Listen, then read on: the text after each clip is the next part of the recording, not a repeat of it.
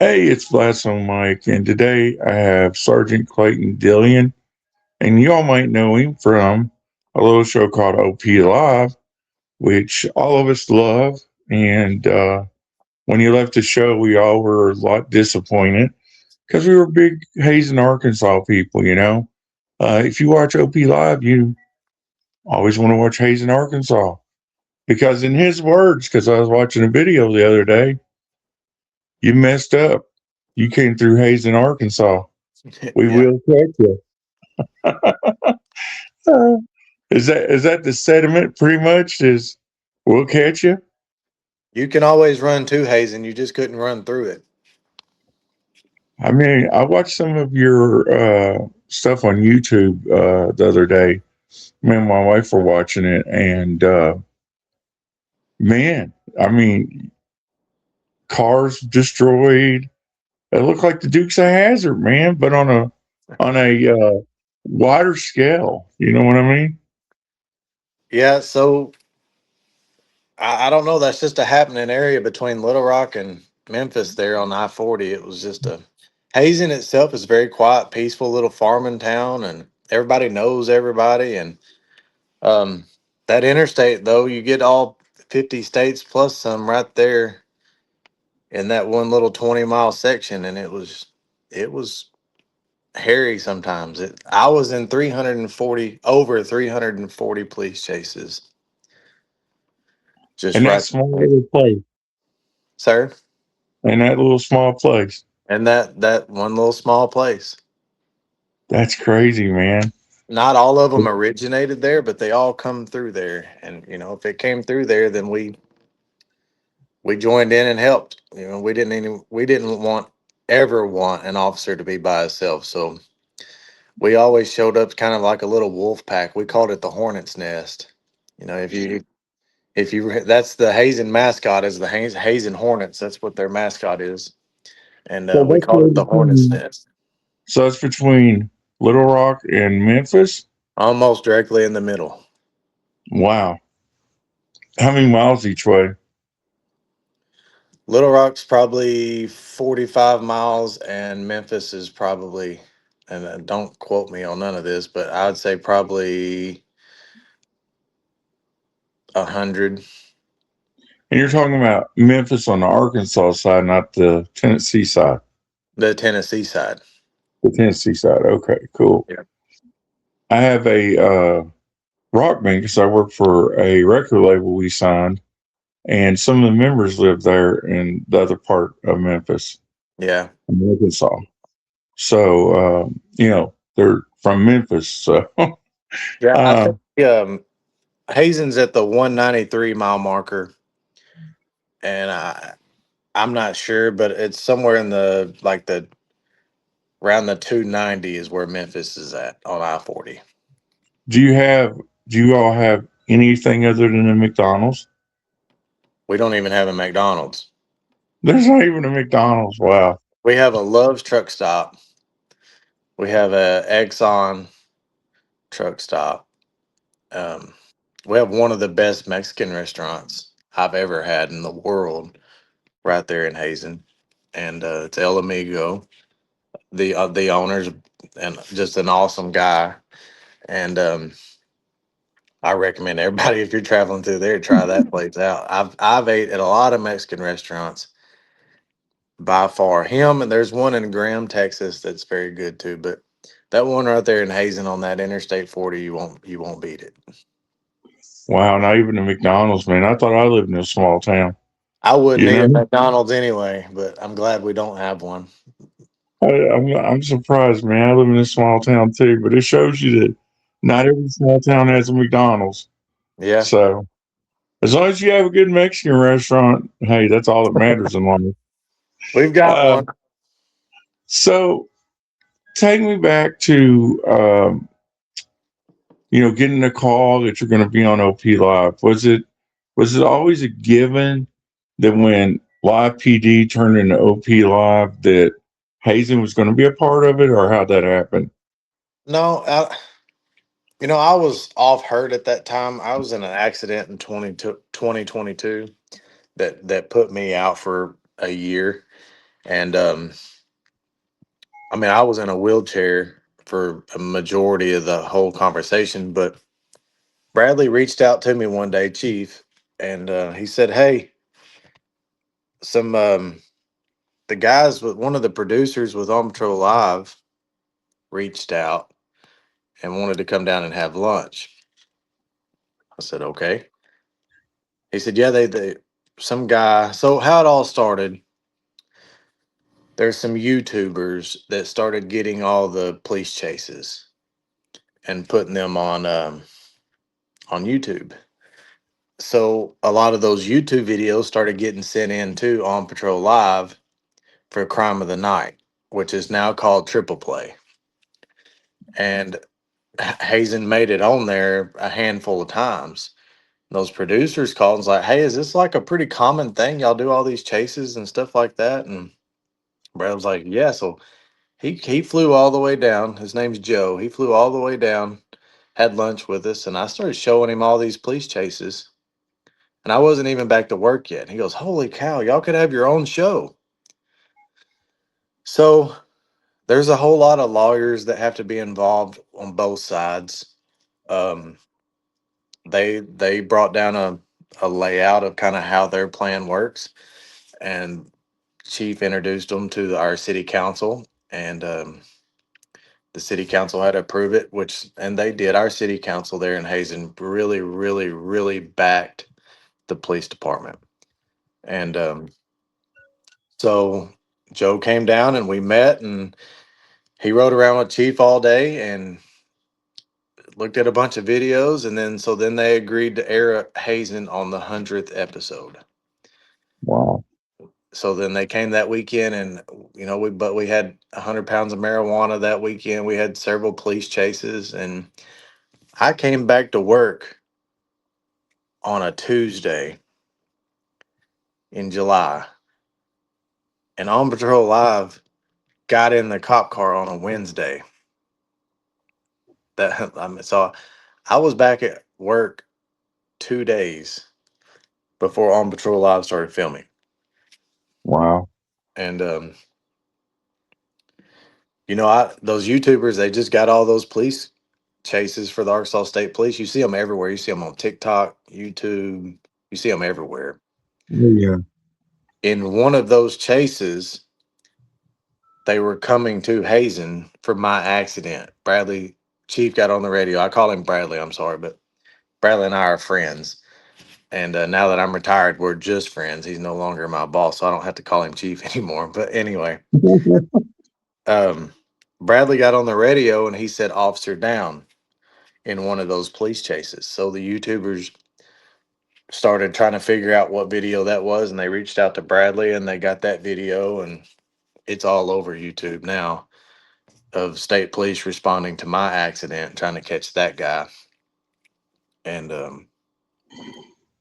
that You accident called right him? there pretty much ended my career. It took about 4 years to end it, but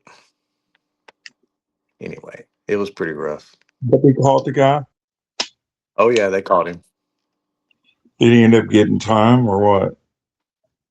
Honestly, I have no idea. Really?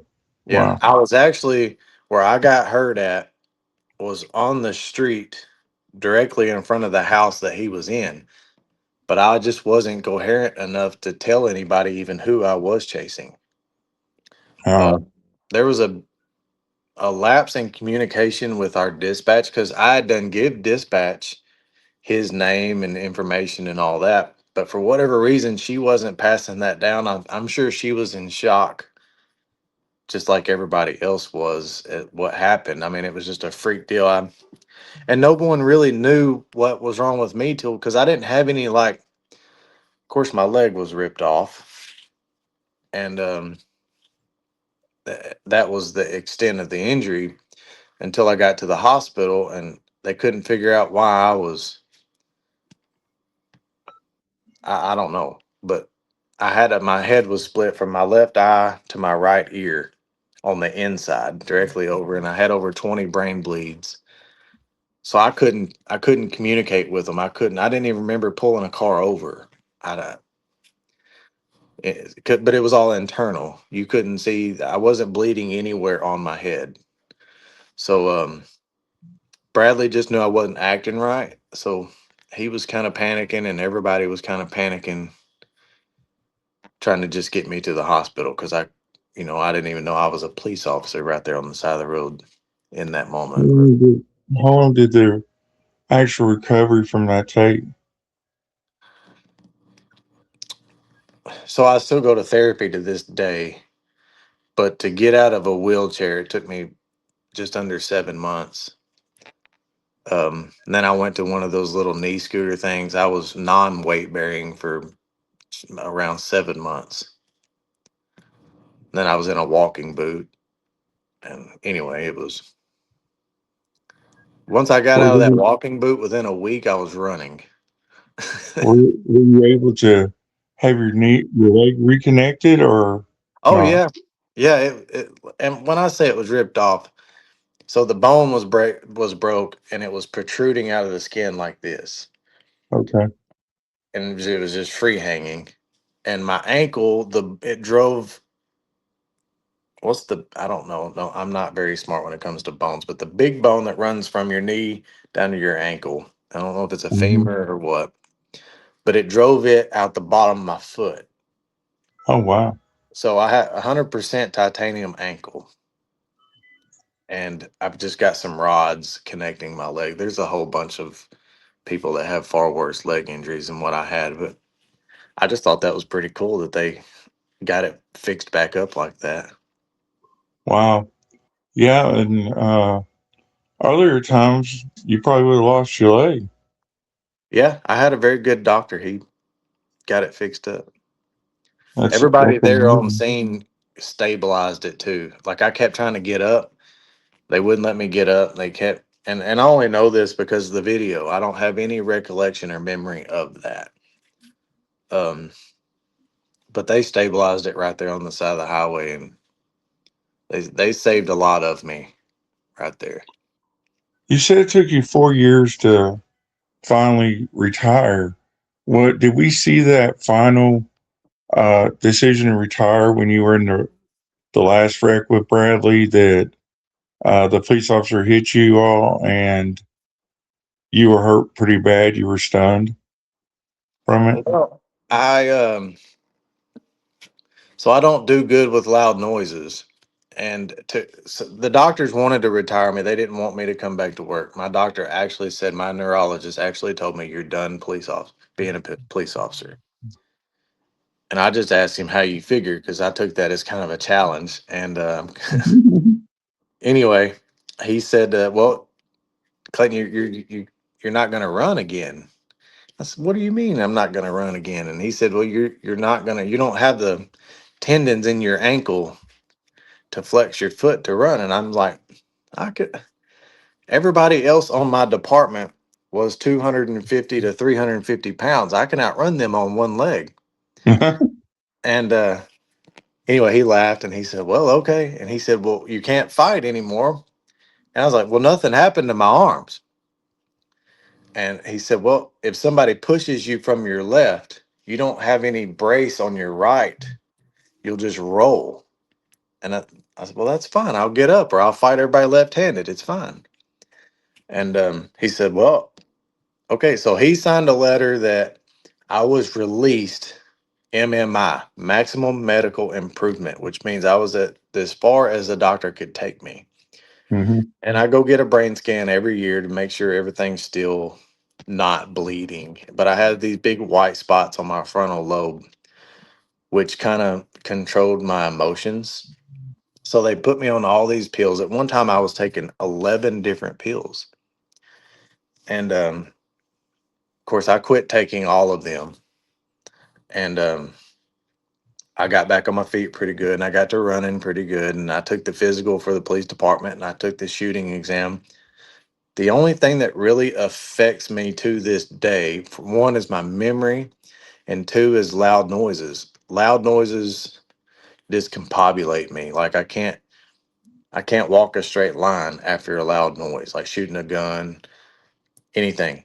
So when you brought up that other accident, that's what happened. It wasn't necessarily that I was hurt. my shoulder was out of place, but I was seeing Tweety Bird fly around my head because that airbag went off right next to my head, and it was just loud. So instead of getting out and stumbling and drawing all this medical attention to me, I just sit there and collected myself for a minute so that the medical professionals could take care of people that may have actually been hurt. And I just knew that I just needed to sit there for a minute and figure out my north and south, I guess you'd say. I went to the doctor on my own and they reset my shoulder. It was alligator season. And I drove to the emergency room and they put my shoulder back in the socket and I went alligator hunting that night. Are you telling me there's alligators in Arkansas? Oh, yeah. My biggest one I've ever caught was 12 foot 7 inches. Wow, I didn't know there was actually alligators in Arkansas. Yeah, there's a bunch of them. Did they migrate there or were they Well, always there? the so called professionals at the Arkansas Game and Fish Commission, they, I said so called, I really dislike that organization. But anyway, they released alligators because they thought the alligators were going to control the beaver population. Oh, I gotcha. And I don't know why they thought that because it's, anyway, it did not. Now the So alligators now are you got more of a alligators nuisance and than the beavers. beavers. Now, do you got like, uh, speaking of animals, uh, do you got very many dangerous snakes other than a rattlesnake? We have the cottonmouth, which is far more aggressive than a rattlesnake. He don't get but about, if you see one that's 3 foot long, you've seen a giant.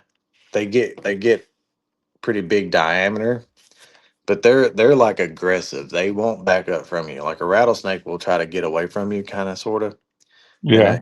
then he's gonna coil up. A cottonmouth's gonna coil up immediately. He's not going anywhere. He has no backup in him. Wow. So yours are pretty aggressive there. Oh yeah, I've Do caught you? a whole lot of rattlesnakes. I'll put my foot on them and grab them. I've caught less than five cottonmouths. Those things are mean. So do you keep them and eat them, or what do you do? I've ate if I catch it or kill it, I eat it. Well, no, I shouldn't say that. So coyotes, my dad has a farm with, I don't know, probably 80 head of cattle now, and horses and stuff like that. Coyotes are a big problem when it comes to calves and fawns, and I like to turkey hunt. Coyotes are a huge problem to turkey, so I kill a lot of coyotes, but most of the time I skin them out also, just for the hides, the pelts. Um, Snakes are a little different because I could easily just leave them alone. When you get around structures, houses, barns, stuff like that, I'll either relocate them or I'll skin them out and eat them. And you do the same thing with alligator? Oh yeah, I got over 300 pounds of meat off that alligator. Wow. Yeah, alligator's cool. I never ate it, so I went to New Orleans. Yeah.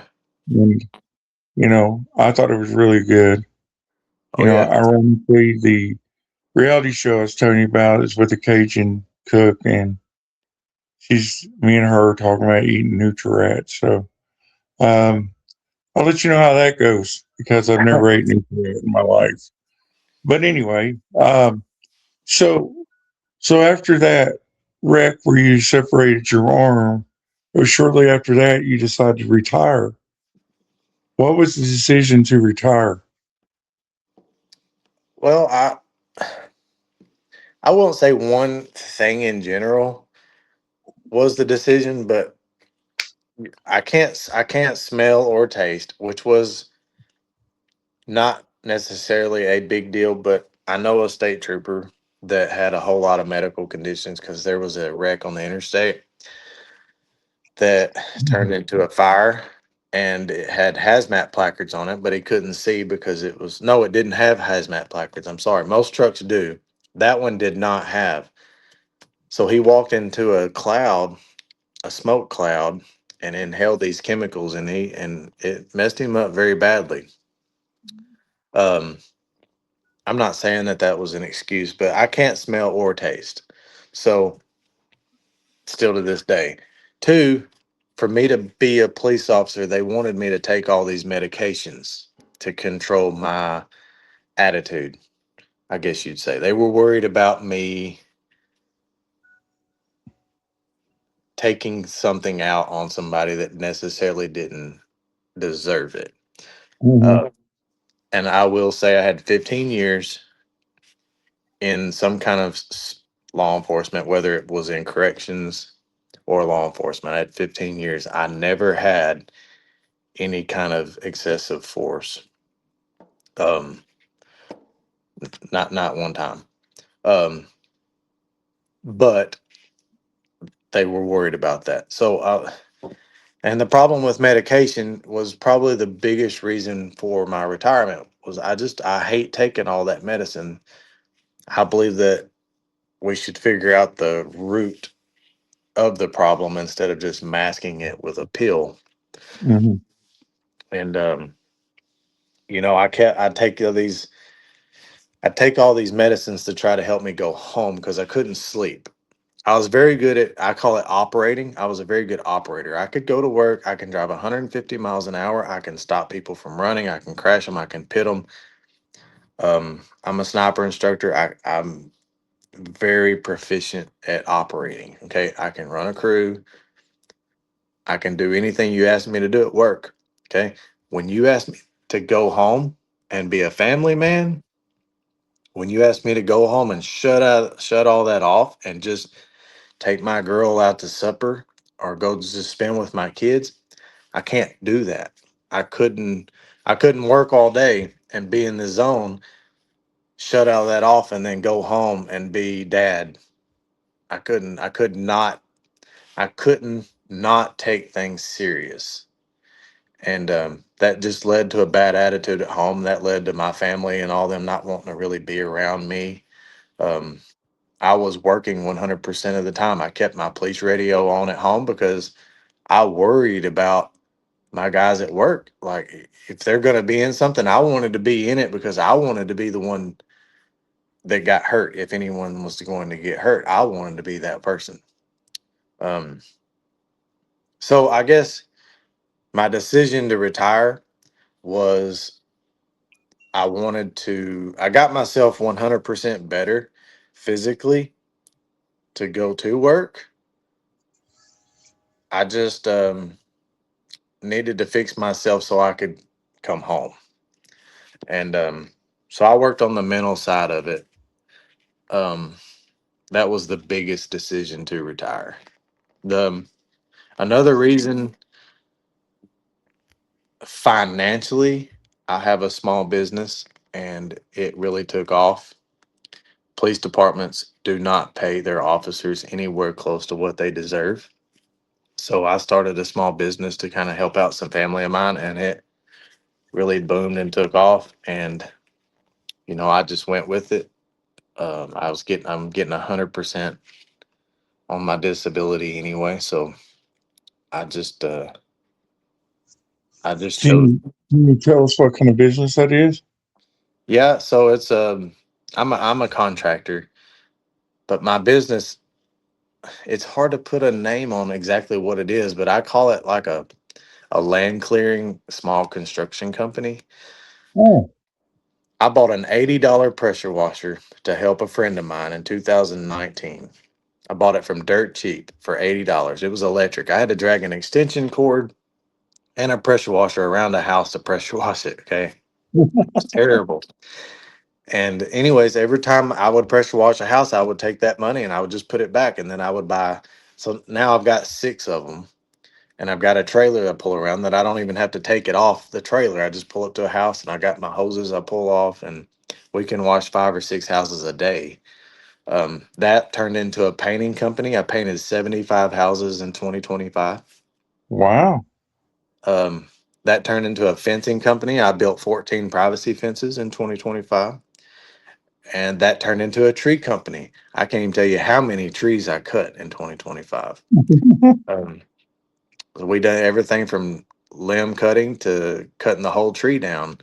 And Then I got in with a railroad company, and that took off really good. And I ended up getting some big contracts with them. And so, it, that's where I'm at now. I wouldn't, the doctor didn't want me to come back to work in 23, but financially, I couldn't afford not to because Mm. I don't know if anybody knows how disability or workers' comp works. You only get 60% of your pay when you're hurt, which I argued with, and that really kind of opened my eyes to a police department or the city, whoever is responsible for that. I don't know, and here and there.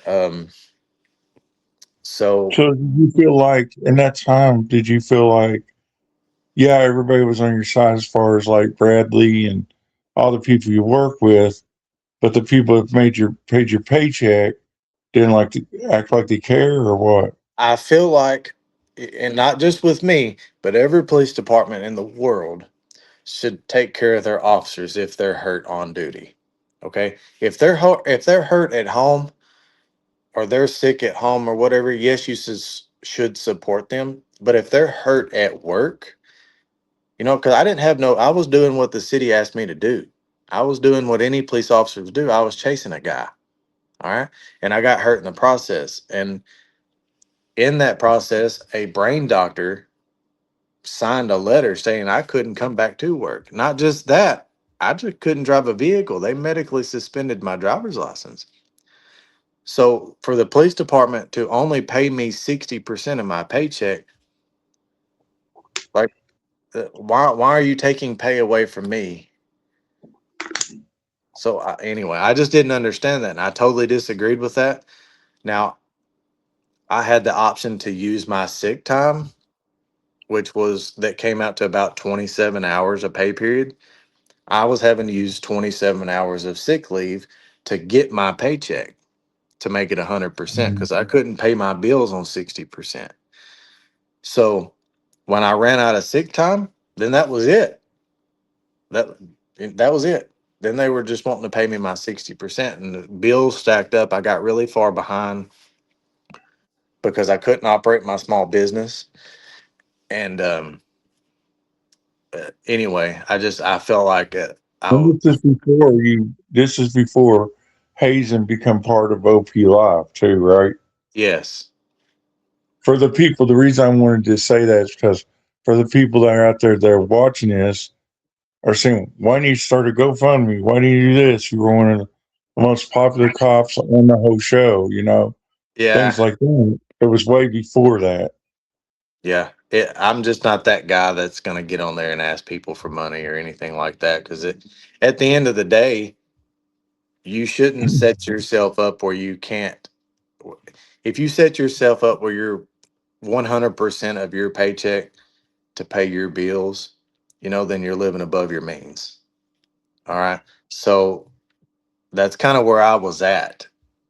The 100% of the police department wouldn't pay my bills.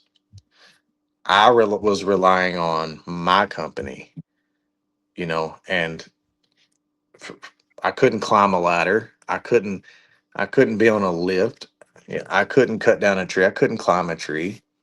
So I was relying on my paycheck from that police department, and they were taking dang near 40% of it away from me because I got hurt at work, and I didn't. For one, I don't agree with that. That I think that's a terrible strategy. Now, somebody has the flu, somebody has COVID, somebody breaks their leg cleaning out their swimming pool at home, something like that. I understand a workers' comp case there, but if you're hurt working on duty, whether you're a police officer, a firefighter, a nurse, a doctor, a city worker, anything, if you're hurt while you're at work, I think it's that job's responsibility to take care of you. Taking care of you includes your paycheck.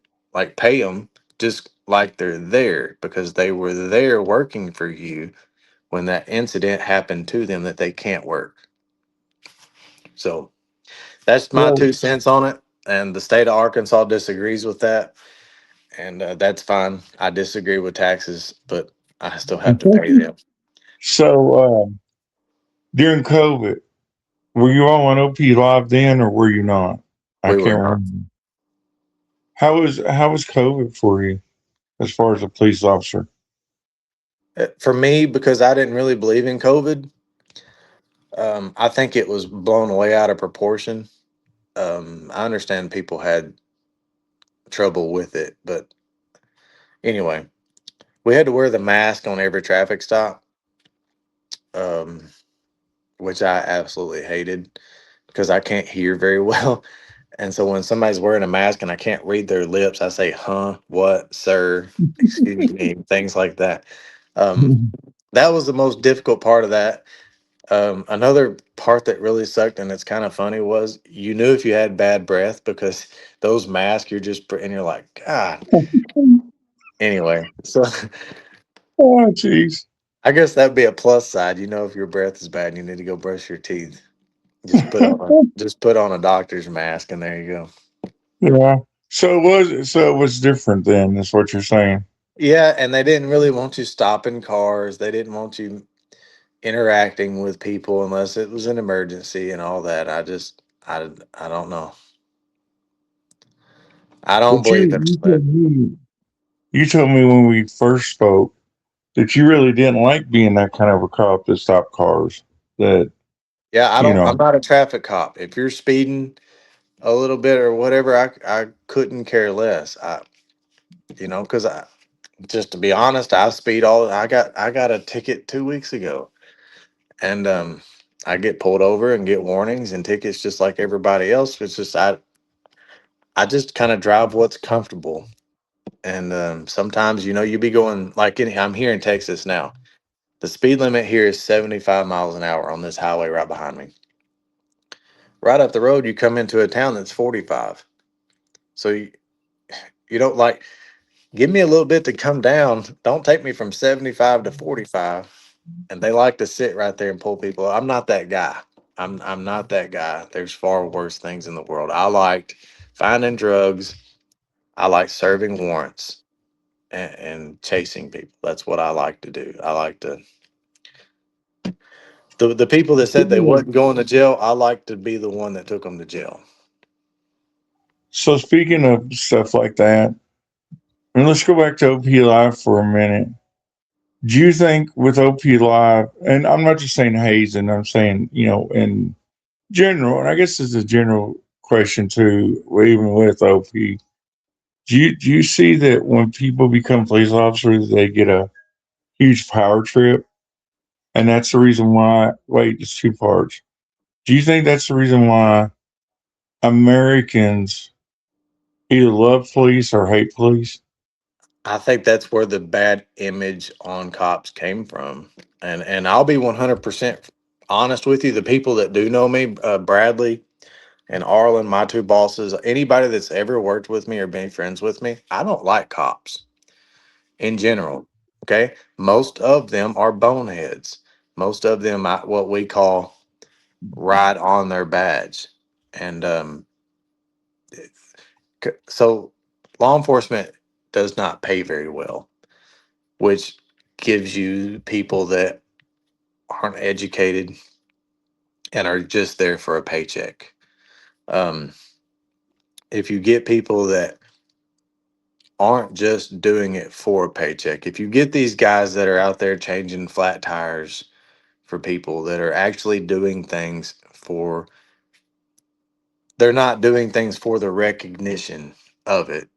That's where you get the good ones. And there are a lot of great cops. I know some that I would put up against any preacher in the world. Okay. But there are a lot more of them that are doing it just so they can say that they are a cop. And that's the ones that you see walking around with their badges and their guns on in public while they're off duty. That's the ones that are carrying around badges on their necks. That's the ones that have the police officer license plates. The, anyway, I could go on and on and on about that, but they put a bad taste in my mouth and the experiences that I've had with law enforcement. Um, they're what you call power trips. They're the by God police, and you're gonna listen what they got to say. And I just disagree with that. You better pick somebody else. Hmm. So anyway, That's why my interactions with people, I was kind of on that level. Like, hey, I know, and let me back up a step. As a police officer, you're not ever going to deal with someone that's having a good day. Okay. You're either getting called to a situation because they got into it with a family member, a loved one, or someone at a gas station. They're in a fight. They're already amped up. You're responding to someone that just had a traffic accident and they're upset because their car just got wrecked. They're not going to be in a good mood. You pulled somebody over for speeding. They wasn't paying attention and they were going 100 miles an hour. Okay. They're thinking in their head they're fixing to get a ticket and bills are already tight. Nobody likes that. If you pull somebody over, they're thinking in their head they're fixing to get a ticket and it's fixing to cost them money. Police officers are never dealing with anybody that's having a good day. And you kind of have to know that. You kind of have to understand that. Let that person vent a little bit. I see a lot of cops showing up. It's like, hey, hey, hey, lower your voice, quit hollering, blah blah. No, like that person's having a bad day. Be that person that they can vent to, that you don't take it personal. That person's not mad at you. That person's mad at the circumstance. So let them Yeah. be mad at the circumstance and be that person that just let them get it out. So a lot of cops can't do that, and they take things personal, and they try to be the officer. They try to be the judge. They try to be the jury. They try to be the lawyer.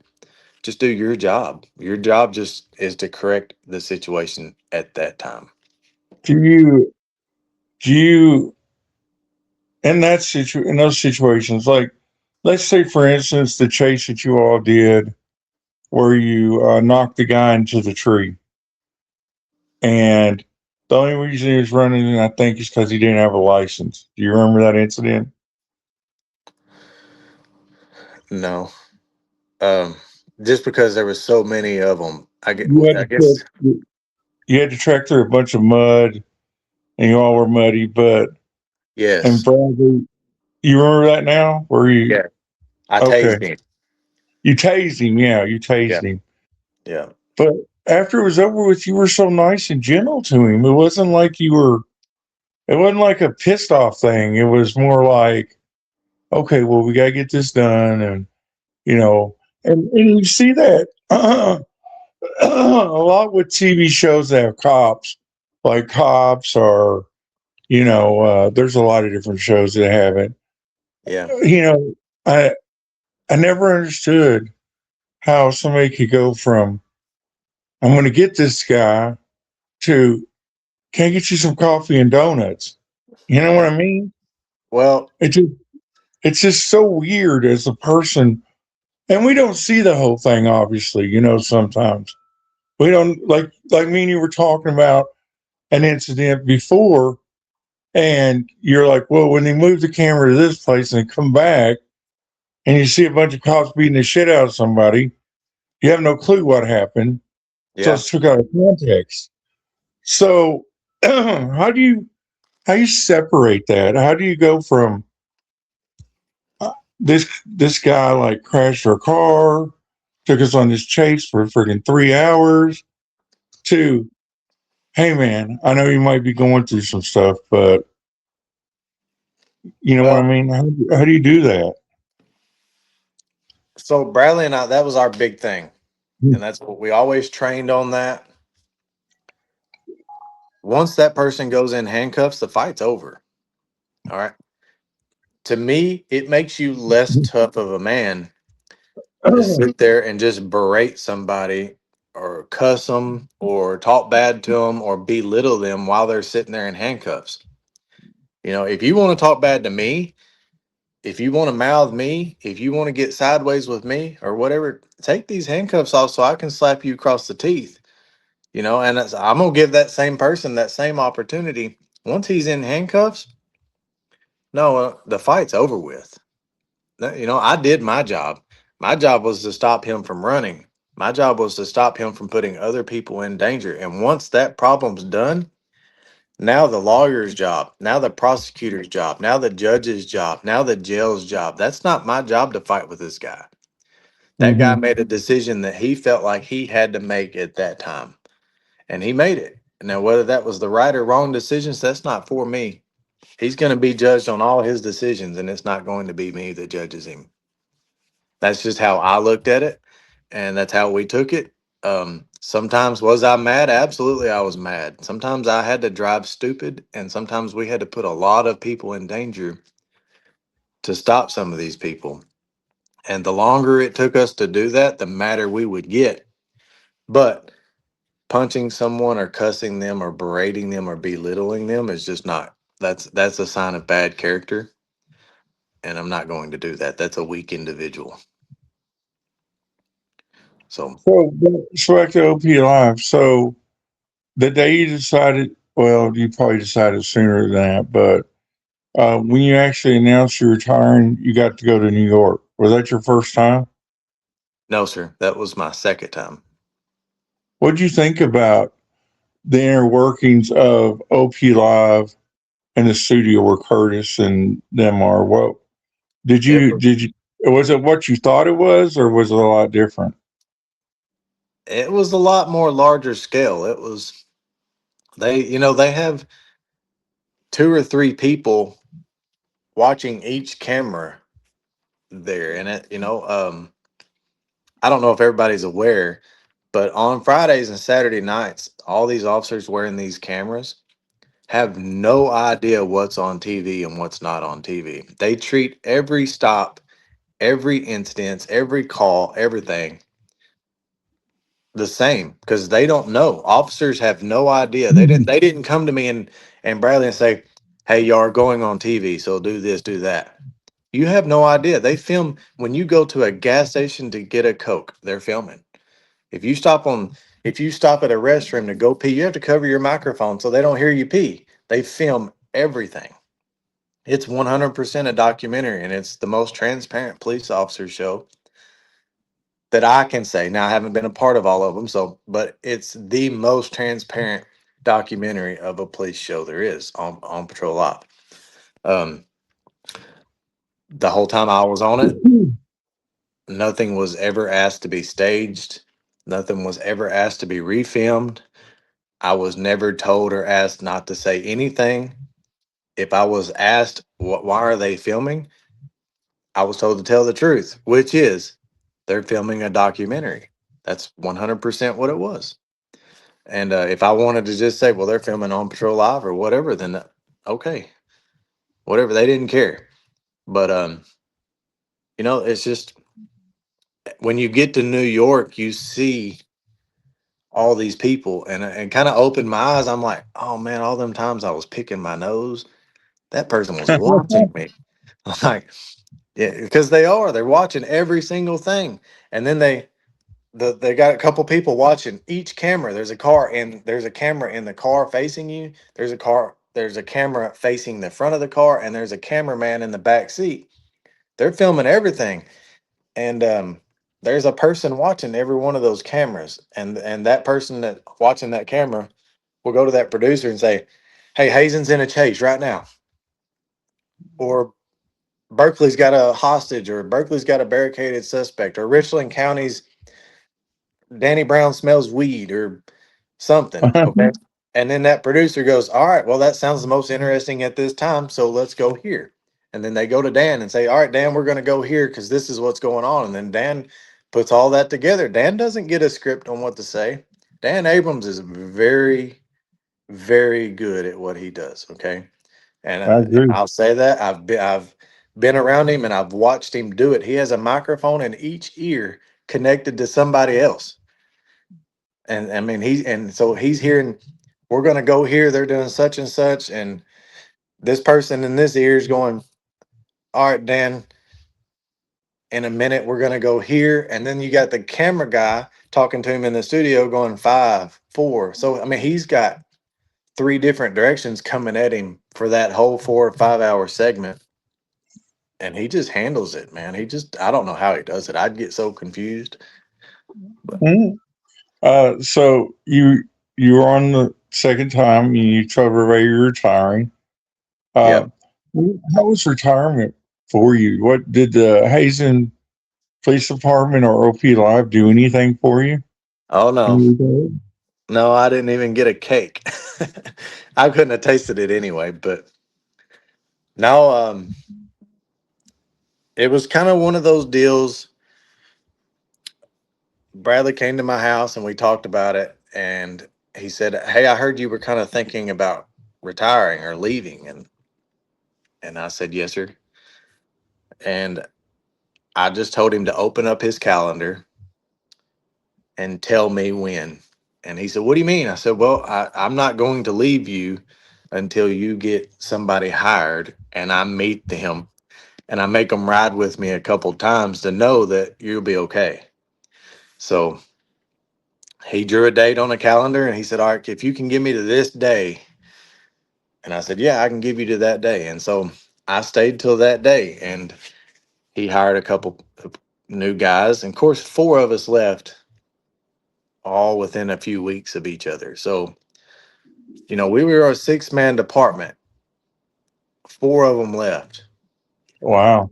within a month of each other. And now you have Chief, Arlen, and Colton Felts are the three of the originals. Now Colton, at the time when I left, was the newest hired officer, so he hasn't been there very long, but he's got it going because he rode with me a lot and he's handled some very dangerous situations and he handled them just like he was trained to do. So he's kind of running the patrolman there at Hazen now. He's doing phenomenal. And for all the myths and all that out there, how much you get paid to be on OP Live? I've never received a single penny, and I'm not aware that On Patrol Live pays anybody.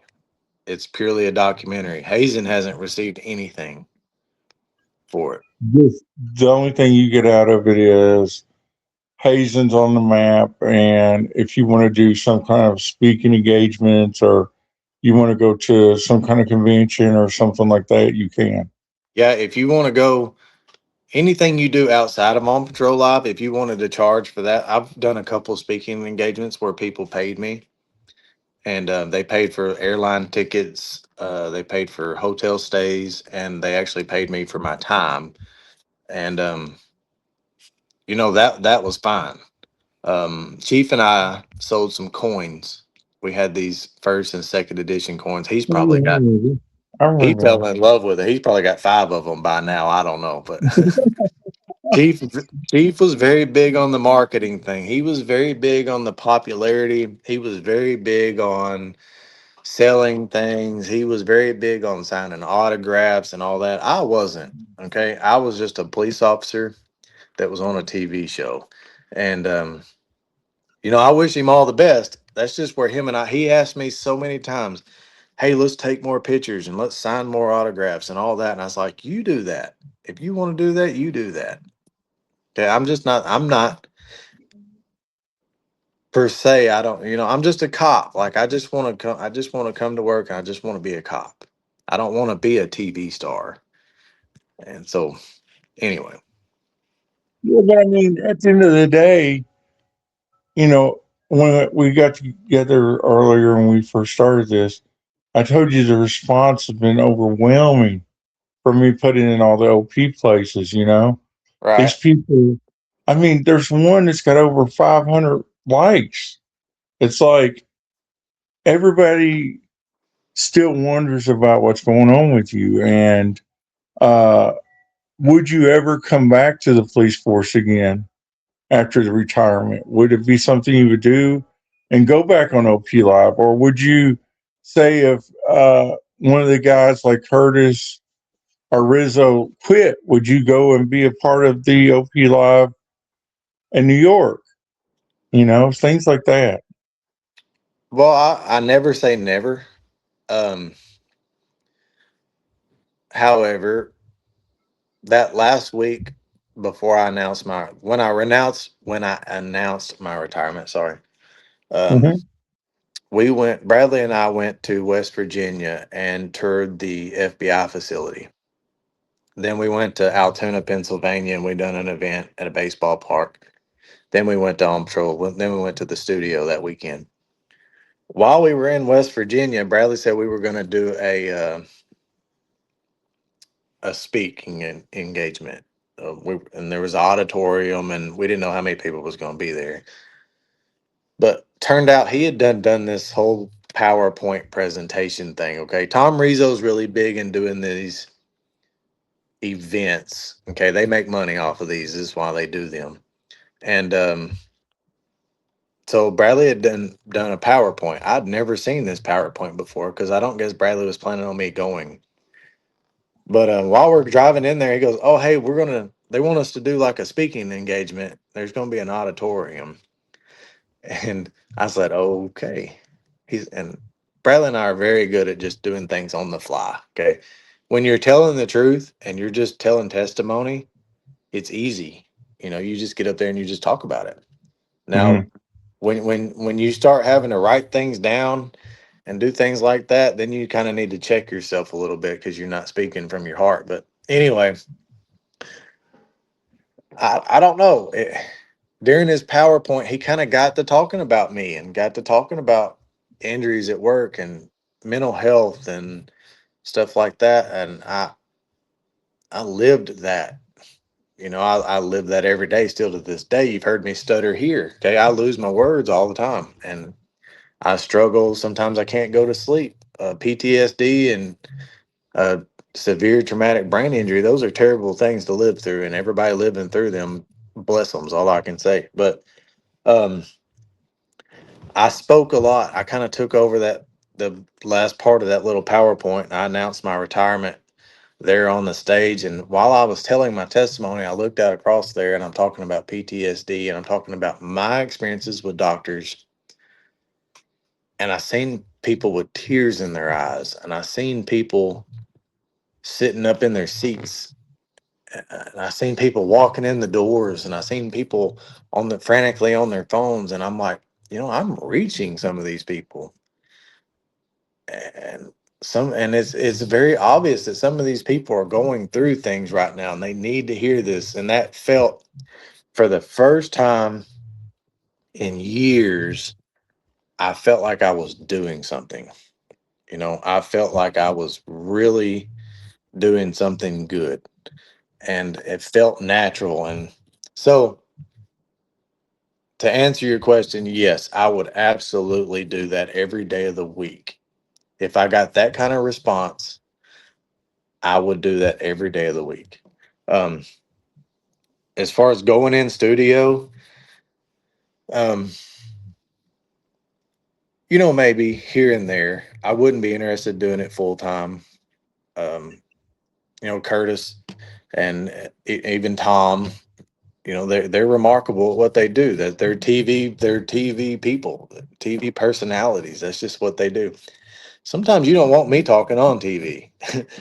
um, Let's I'm don't forget Steve Larkin, because when he left the show, people were absolutely devastated that he left the show. It Yeah, was like it's like when Daryl was going to die in The Walking Dead. It was like if Steve don't come back, we're going to revolt. I mean, it was pretty bad. But I think Rizzo does a great job. yeah, Some of the people you have coming there are a little, stale or whatever. But for the yeah, most part, they're they're really good at what they do. And I think he was a great replacement for Sticks Larkin. Because the only thing that I don't like is when you have these people come in for Dan. right. Half of them are so boring. It's just like, God, I can't listen to this guy's voice. His voice is just the same the whole time. It's Yeah, like, they're like reading the script.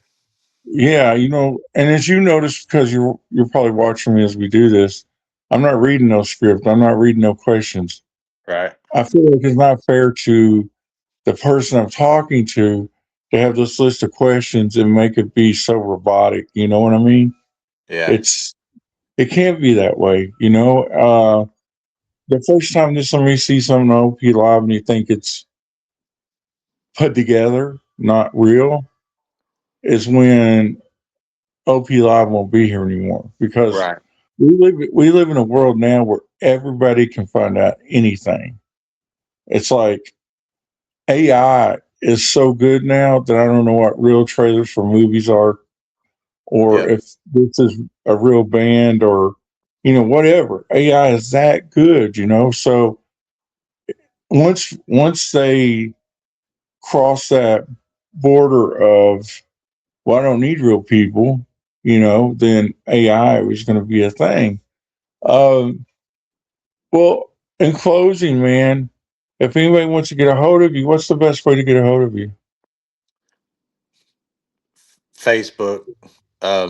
And I hate to say that because all these fake accounts, I unfollowed a lot of those on patrol pages, and just to be honest, and it's just gonna sound a certain way, but I kind of get tired of all the redundant questions, and people just speak out of their butt, so to speak.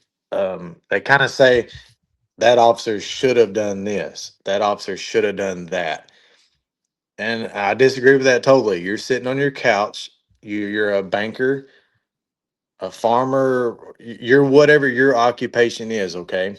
That guy's a police officer that signed a policy book, that knows the laws.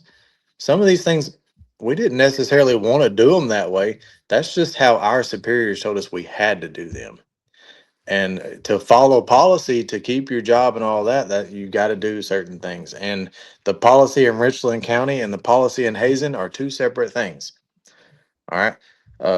Pursuit policies. People can chase cars. Some people cannot. So, I just got tired of kind of seeing that. That officer should have done this. That officer should have done that. I don't like that at all. Yes, it should have been handled a different way, but maybe it couldn't. And maybe you only seen 3 minutes out of the 3 hours that that situation actually occurred. Um, and I post a picture, and I'm not real big on posting my kids on social media, mostly because of this whole on patrol live thing. Because if I post that picture on my page, and then somebody in New Zealand or wherever, just so to speak, shares that picture, like why? Like why? I don't understand that. That was a personal picture that I shared.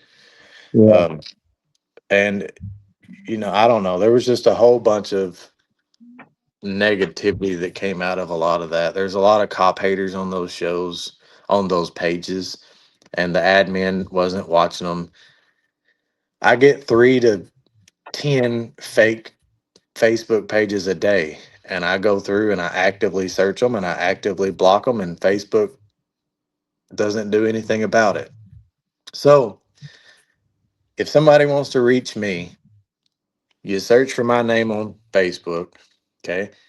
If it does not have a blue check mark beside it, it's not me.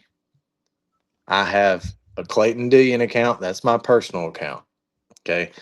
Um, a lot of it's public, but a lot of it I'd make it to where it's not public. I don't accept friends that I don't really know on that page. However, I have a sergeant page that anybody can follow. But it's Sergeant Clayton Dillion. It's a picture of me sitting on the car, and that picture of all of us, the original one, sitting in front of the police department. But it's got a blue check mark, and it's got over 50,000 followers. Okay. Click on the info, click on the page transparency. If you see the blue check mark and you see it originated in 23, all right, and you see over 50,000 followers, that's me. I will never message anyone first. It was pretty funny because when I reached out to you, at first I thought you were putting me off and putting me off, and I'm like, this can't be the real guy, man. That's the reason I hated you on Christmas Eve, but we were talking about trying to get this done, and I'm like, man, can I talk to you? And I was like, damn, I bet he thinks I'm a weirdo. And I told my wife, I'm like, I told him, hey, can we talk? And I gave him my StreamYard, and my StreamYard kept going down. I'm like, yeah, he probably thinks I'm the fake now because the internet was messing up. But we had a great conversation. You understood what I meant because there are so many fake accounts with people saying they're you or Richie Marr or whoever, Yeah. and it's it's horrible when you're led along when you're doing something like I'm doing. Mm. And it was refreshing that we were able to talk that day. I was only going to talk for a couple minutes. I think we talked an hour or so. Yeah. So I really appreciate you, doing this. I appreciate you letting me be a part of your life for a minute, man, because it is it's a story. And, I love to see you do a speaking engagement and tell your story, man, because I think it would be a pretty amazing story. There's a lot of people out there that need hope, that need to know that it's going to be okay, that need to know that, you know, your life might feel like it's bad, but it's not as bad as other people, things like that. I mean, because the biggest, the biggest myth is that if you're on a reality show, you're making money. And everybody tries to say that, there was, I'll leave you with this, but the girl on or on Big Brother passed away on Christmas. She was 35, and she died of cardiac arrest because of flu. And they've put up a GoFundMe for her. Well, I've seen people be mean and say, "Well, why does she need a GoFundMe? Why would anybody give $60,000 to her?" Well, because she had a normal job. She didn't win Big Brother for one. Right. So, her family needs money to be able to take care of her the way they need to take care of her. Right. And it's just a sad thing, man, when people, like you said, get on there and they're like, "Oh, you should have done this," or "I can't believe you Mm. did that," and stuff like that. But it's been great talking to you. I hope you have a good New Year's. I hope that next year you have a lot of good things happen for you. And hold on one sec, okay? Okay.